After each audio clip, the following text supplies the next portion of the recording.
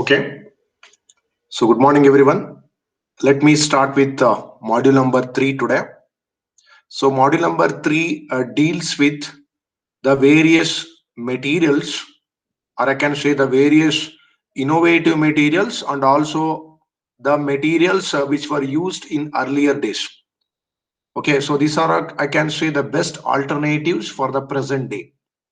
Okay, because of their wide properties and their applications. Okay, so that we are going to know from this module. So module number 3, we are going to deal with the very first one is lime pozzolana cement. Lime pozzolana cement. So this is the first topic I am going to discuss. In this lime pozzolana cement, I am going to discuss, okay, that is what is the role of a lime and why we stopped using lime, okay, nowadays, and what will be the pozzolana and what are the various pozzolana available and how to manufacture this lime pozzolana cement. So all these aspects I am going to discuss in 3.1. So coming to the 3.2, so the 3.2, that is one more topic in the module number 3 I am going to deal is fiber reinforced cement composites. So that is the one more topic. So the fiber reinforced cement composite deals with, we are going to know what are the various types of fibers we are going to use inside the cement composite or a concrete, and why we need to use a fibers inside the concrete. What will be the change in the properties of fiber reinforced cement composites after addition of fibers? So all these aspects I'm going to discuss in fiber reinforced cement composites. That is in the second topic. So coming to the third topic, so it is a very interesting topic. Okay, so that is a new topic. I think nowhere you people have been, okay, or nowhere the faculties have been addressed this topic. So on this particular topic nowadays, I can say in the civil engineering industry or civil engineering field, it is creating an enormous, okay, the importance. The topic is fiber reinforced polymer composites. That is simply I can say FRP. So nowadays FRP playing a very important role in the civil engineering field. Earlier days they were using this in the aeronautical field, okay, in the manufacturing of aeroplanes, okay, but these, I can say, the advancement and these particular concepts have been evolved in the civil engineering field also. Okay, and in this particular topic FRP, that is fiber reinforced polymer, I am going to discuss what are the various types of polymers we are going to use. And this topic is somewhat, I can say, extension of FRC, that is in the fiber reinforced cement composite. You people have read about fibers and about the cement composite, that is concrete. So in continuation with this, I am going to add a polymer instead of cement composite or concrete, so the fiber remains same. Okay, so in this particular topic I am going to talk more about polymers.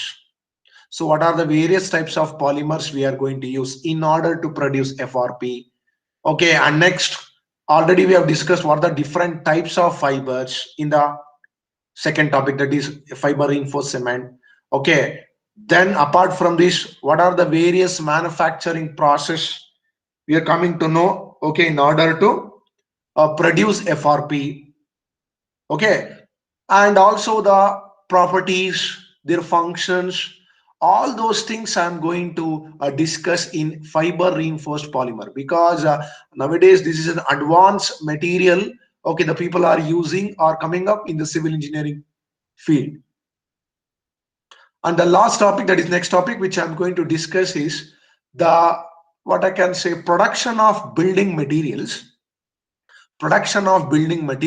from agro waste and industrial waste. That means how we need to produce, whether it is a cement, whether I want to produce a fine aggregate, whether I want to produce a coarse aggregate. Okay, so all these materials, so instead of using conventional material, so what best alternative I can suggest, and those alternative, how it is easily available as a resources, okay, in the, what I can say, naturally available, or what I can say as a waste. Okay, so in that I have been discussing the various agricultural waste, the various types of industrial waste.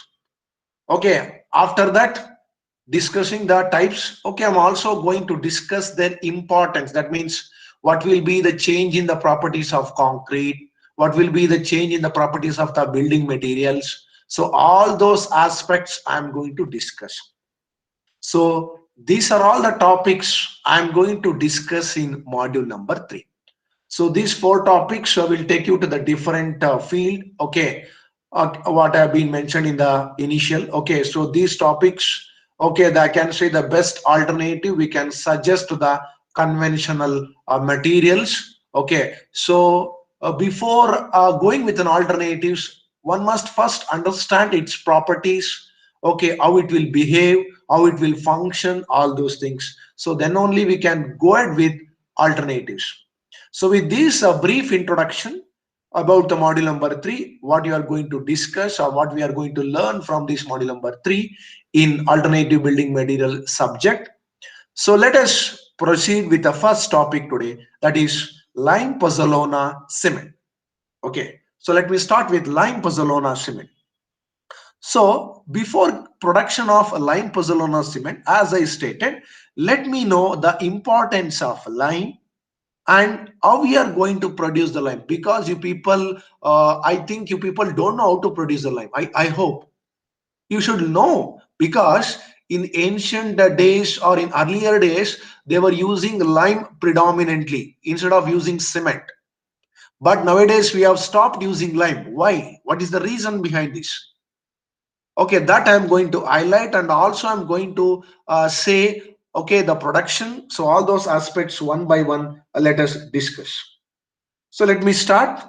Okay, so let me give a brief introduction. So as I state, the engineers and the lay public, okay, I have an impression that use of lime in building construction is a retrograde step, and it can never compete with a modern material like cement. So nowadays the people have in their mind that this lime will not compete. It is not a competent material. It has got so many drawbacks. So nowhere it will replace a cement. So that intention the people have got now. So this impression is correct. Yes, whatever the impression they have been made is correct. Unless if you're expecting the strength, okay, I can say more than 15 MPa. If you're expecting any structural strength, maybe wall, maybe blocks, maybe anything. Okay, so if you're expecting a strength of more than 15 MPa, so then the lime will is not a good solution to go ahead. Okay, because the lime will not become a competent material as that of cement. Is it clear? Next, but when I'm going to talk a strength, okay, if it is lesser than 15 MPa, for example, for many application in the buildings or in the structure, for example, I can say plastering, I can say plastering, I can say the preparation of mortar. So in these particular things, you doesn't require a strength of 15 MPa. Am I right? You require a strength of maybe lesser than 50 MPa, because we know from the module number 2, the Indian code, that is Bureau of Indian Standard, has clearly specified that the mortar, a minimum compressive strength, it should possess 3 MPa. Okay, so when you expect or when you want a strength of 3 MPa, 4 MPa, 5 MPa, so why can't I go with something like a lime? Am I right? So when you expect a strength of low, so I can go ahead with these types of materials. Okay. Next. So the BS, that is Bureau of Indian Standards, includes mixing of cement and lime in mortar.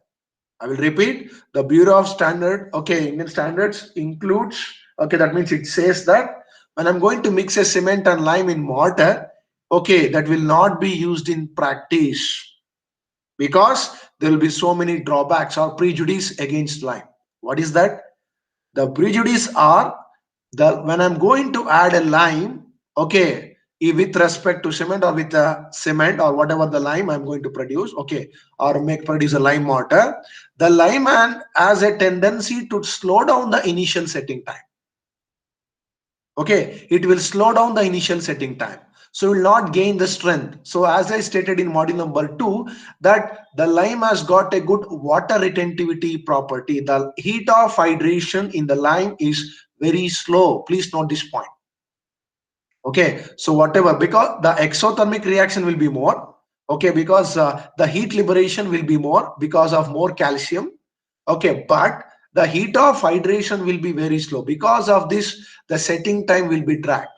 That's why the Bureau of Indian Standards says that you can stop using this lime. Okay, that means because of this low setting and because of a low strength. But when you expect a strength of very low, and when you want to use or when you expect, what I can say, the condition or where a region you are expecting a slow setting, in that instance you can go ahead with this lime or lime mortar as a construction material or a building material. This is the best solution I can suggest. Is it clear? Next, the bond between a brick and a mortar can be improved by very much by addition of lime. Okay, so that's what I've been told. Okay, so if you want to improve the bonding between the brick and mortar, so as I discussed in module number 2, that is structural masonry, so this can be pretty much improved by the addition of lime. Is it clear? Next, so with this brief introduction of pros and cons, that is advantages and disadvantages, let me go ahead with this. Okay, what are the lime, okay, raw materials required in order to produce a lime Pozzolona cement? So let me go ahead. So the very first thing, okay, in order to produce a lime Pozzolona cement, you required is limestone. Okay, so the basic raw material for production of lime based mortar, or if I want to produce a lime Pozzolona cement, the basic raw material required is limestone. And this limestone, what I can say, chemically it is not available as limestone. It is available in nature as calcium carbonate. It is available in nature as calcium carbonate. Why? Because the calcium is abundantly available metal on the earth. Abundantly available metal on the earth. Okay, if that limestone it is available in the purer form, that means it doesn't contains any impurities. If it doesn't contain any impurities in the limestone, so then I can say whatever the limestone that is available in the nature is of purest form of calcium carbonate. So please note this point. If the limestone available or occurring in nature is the purest form, that means no impurities are present, then I can say it is a good quality of calcium carbonate is available.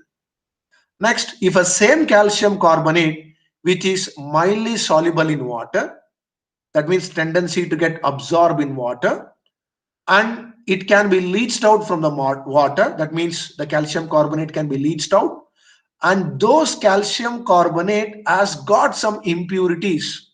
That means it has got some impurities. Which impurities? I can say clay impurities. So if the clay impurities are present in the calcium carbonate, which is going to soluble in water, so those things I'm going to call as concar limestone. So please note these technical words. If it is available in the purer form, it is calcium carbonate or limestone. Next, if the same calcium carbonate has got some clay impurities, then that is called concar limestone.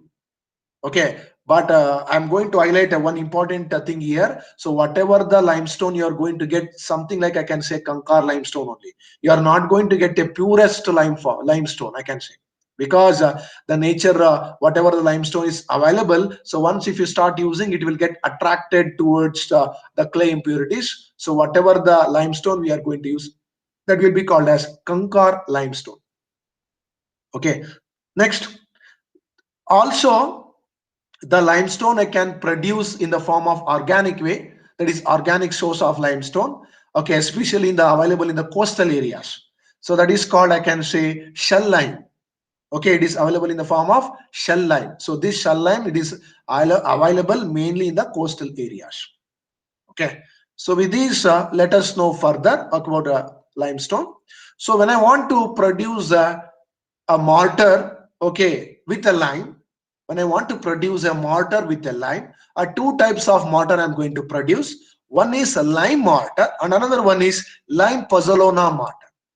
Okay, But we will talk more about lime Pozzolona because as the topic says, it is a lime Pozzolona cement. But anyway, I'm going to brief you about lime mortar because earlier days they were using lime mortar, one thing, and any heritage structure that is existing in India. Okay, I will repeat, please note down. Any heritage structure that is existing in India, maybe any palace, maybe any palace. Okay, do you remember? So in the earlier days or in the ancient times, all the heritage structures, they used to go with a lime mortar. Okay, and present day, if you want to go ahead with any type of, I can say a retrofitting, or I can say rehabilitation, not retrofitting, sorry, rehabilitation. Okay, that means modification of a structure without damaging the aesthetical appearance. That means I'm going to strengthen that. Okay, if we want to do like this, okay, then even today, some of the palace or some of the heritage structure, still I need to use lime mortar only. I should not go ahead with any types of modern material like cement mortar.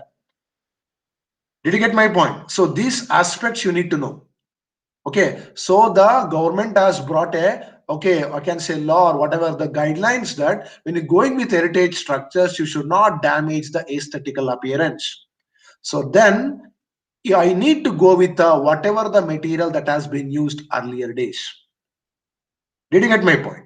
Okay, and all these alternative building materials, whatever I'm going to discuss in module number 3 and 4, okay, which I'm going to discuss, earlier days also they were using this.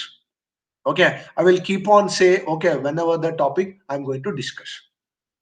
So now coming to the lime mortar. So lime mortar is available in two ways. One is fat lime mortar, another one is hydraulic lime mortar. Okay, that means whatever the lime that is available, or if I want to produce a lime mortar, that will be in the two ways. One is fat lime. Okay, the fat lime which is going to mix with the sand, I'm going to produce a fat lime mortar. The hydraulic lime which I'm going to mix with the sand, I can say hydraulic lime mortar or hydraulic mortar. So let us know further, what is that fat lime? When the limestone is of high level of purity, that means no impurities are present, no clay impurities are present, the resulting lime is a fat lime. I will repeat, the lime which doesn't contain any impurities, okay, it will be the more amount, that means highest level of purity, then that lime is called fat lime. And that fat lime when mixed with sand, okay, it will lead to form a fat lime. Sir, how, sir, how it is possible, sir? Are you going to get fat lime mortar when you're going to mix just a fat lime and sand? It doesn't demand any water? No, it will not demand water. It has got a tendency to absorb, or it will absorb a moisture from where? Carbon dioxide which is present in the atmosphere. Did you get my point? So this fat lime, okay, I can prepare a fat lime mortar by, so this fat lime has a tendency, okay, to absorb the carbon dioxide from the atmosphere. From there, I am going to prepare a fat lime mortar. It doesn't demand any moisture. Okay, so this is possible only when you get a fat lime. That means it has got a pure, okay, lime. Is it clear? So this is called fat lime or fat lime mortar. So coming to the hydraulic lime. So as the name itself indicates, it demands certain water. So when the limestone has got clay-like impurities, see, when the limestone, that is Kankar limestone, I can say, Kankar limestone, okay, the burning process leads to the hydraulic. That means when the limestone, okay, when it leads to burning, it will produce hydraulic lime, which is a mixture of calcium oxide and burnt clay. I will explain this process. I will explain how to produce a lime with a limestone. So that is what the next topic I am going to discuss. Okay, so when I'm going to burn the limestone, okay, which comprises of clay-like impurities, I'm going to get a lime with a burnt clay.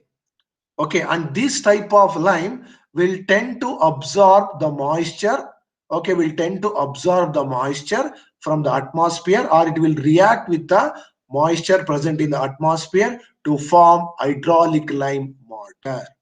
So this is the difference between fat lime mortar and hydraulic lime mortar. So hope you have understood the concept. Okay, so now let us proceed with the lime pozzolana mortar. That means, okay, if I want to produce a lime pozzolana mortar, okay, okay, first thing I need to know about the production of lime and production of pozzolana. Then only I can prepare a cement, that is lime pozzolana cement or lime pozzolana mortar. Did you get my point? So now let us get into the manufacturing process of lime. So how to produce a lime? I hope you people know where you come across or see, okay, the factories, okay, the production of lime. So earlier days, they used to produce this lime. Earlier days, they used to produce this lime. Okay, even today in some of the villages, okay, even today in the some of the villages, they have a provision to burn the limestone to produce a lime, and those lime they are going to sell in the market, and those lime they are going to sell in the market even today. Did you get my point? Okay. And those lime, okay, I can say can be used as a construction material. Okay. So let us know how to produce a lime with a limestone. So let us know. So this is the okay diagram. Okay, or I can say the kiln. Okay, which is the burning kiln. Okay, or lime kiln. Okay, I will explain one by one, step by step. Let us go ahead. So now, as I stated, the burning of limestone to produce quick lime. Okay, let me know the new terminology. When I'm going to burn the limestone, okay, whatever the lime I'm going to produce, it is called quick lime. Okay, which is generally carried out in a vertical kiln. Okay, using firewood or coal. Okay, so using that means what I can say, the embodied energy involved to manufacture a limestone will become more. Am I right? Am I right? Because this firewood or coal, whatever, okay, I'm using, which comprises of, I can say, the energy values. So once if I use this, automatically for the production of a lime, the energy value will increase. So please have this in mind. So next, I'm going to use a temperature of 900 to 1000 degree centigrade, okay, which is needed to release the carbon dioxide. That means when I'm going to burn the limestone, okay, when I'm going to burn, that means calcium carbonate. When calcium carbonate is burned, it will release, or I can say it will produce calcium oxide plus carbon dioxide will be released. I will explain with a reaction. You can see here. So this is what a reaction. So when I'm going to burn the limestone, that is calcium carbonate, the quick lime will be produced. So apart from this quick lime, the carbon dioxide will be released to the atmosphere, which is the negative effect to the atmosphere. So as I stated, the cement also will release. Why the cement will release? Because of the compressing of limestone or lime.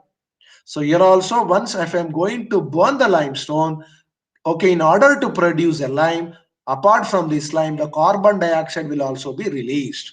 Is it clear? Next, so let me quantify. Let me quantify. If I'm going to, okay, burn 100 kg of limestone, if I'm going to produce, okay, burn 100 kg of limestone, it will yield 56 kgs of quick lime. It will release 56 kgs of quick lime. Did you get my point? I can say, okay, 100% means 56% or 50, okay, per percent I can get a quick lime. Okay, so now what I'm going to do next, please listen carefully. So once whatever the quick lime I'm going to get, so those quick lime I'm going to slake. That means I'm going to combine with water or with a moisture.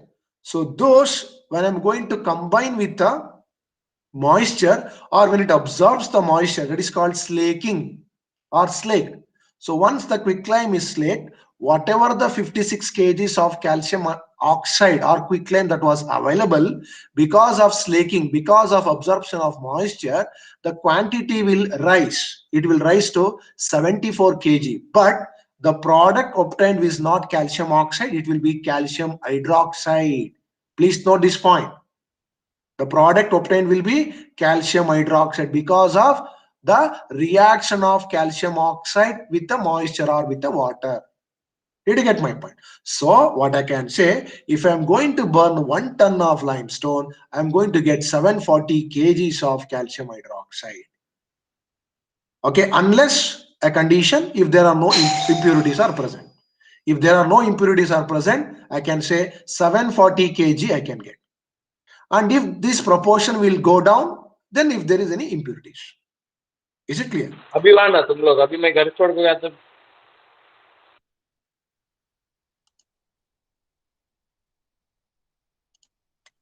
Next.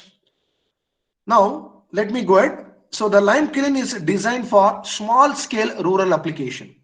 Okay, and this, okay, designed for small scale rural application.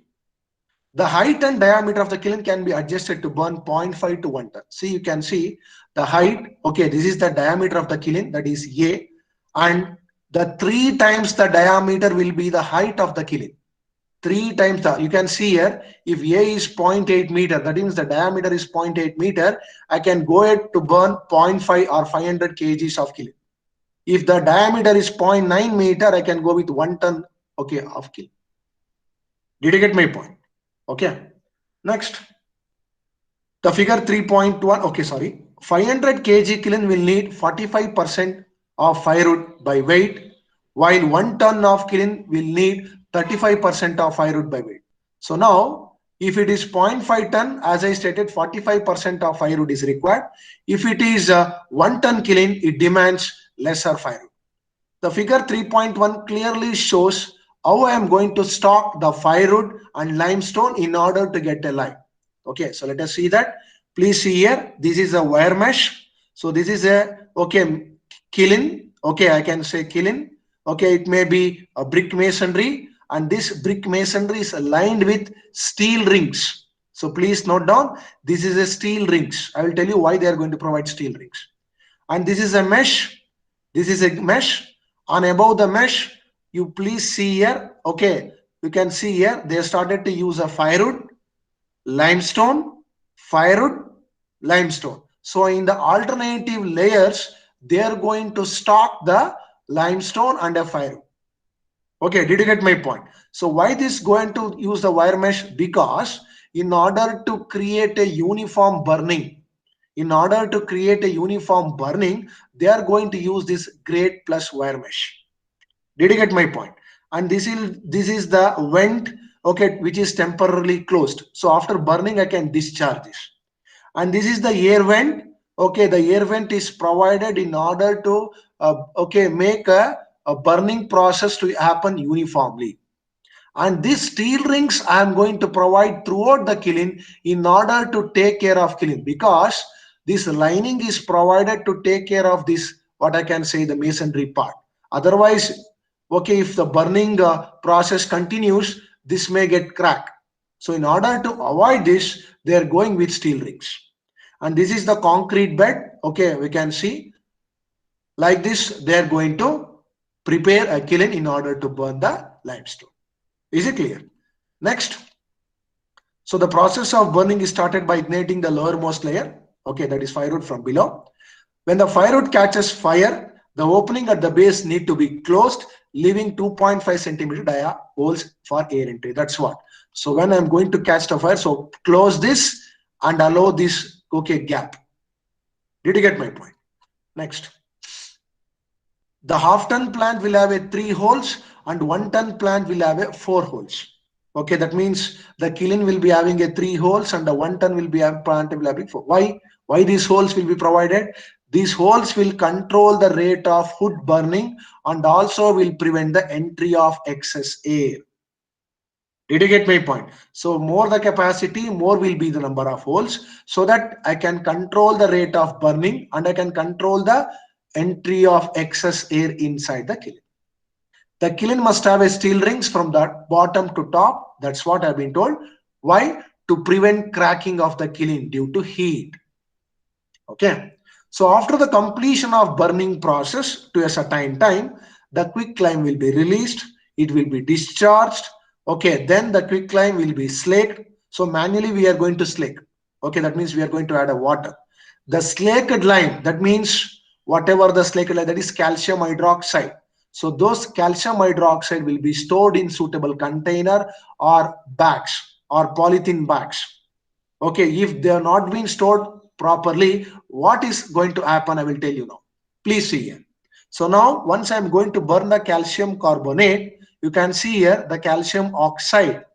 Okay, the calcium oxide will be, okay, you are going to get by liberating carbon dioxide.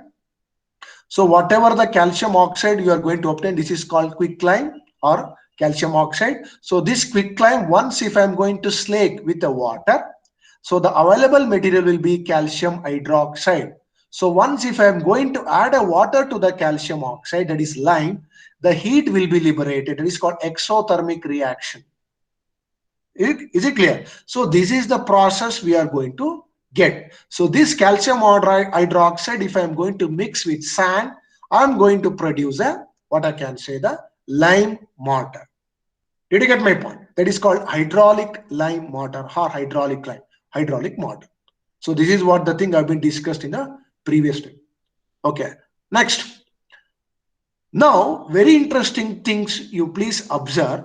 Whatever the calcium hydroxide that has been liberated, if that calcium oxide, okay, if that calcium hydroxide plus, okay, that calcium hydroxide, if absorbs the carbon dioxide, if that calcium hydroxide, if absorb the carbon dioxide from the atmosphere, so that's what I've been told, okay, so then it will reform to the calcium carbonate only by releasing water. So this thing is called fat lime.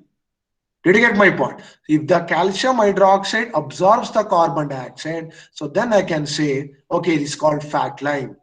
So it is something like a reverse cyclic process. It is a reverse cyclic process. Did you get my point? Okay. So like this, we are going to manufacture the lime in order to produce lime puzzle. Okay, limes. Okay, I can say the lime mortar, or if I want to produce a lime Pozzolona cement, or if I want to produce a lime Pozzolona mortar. Did you get my point? So this is the way we are going to produce a lime. So hope you have understood the concept how, okay, they are going to produce the lime. So at this particular instance, I'm going to stop the session here. So we'll continue with the further, okay, that is regarding the Pozzolona and how to produce lime Pozzolona cement and the correspondingly the mortar, LPC mortar in the next session.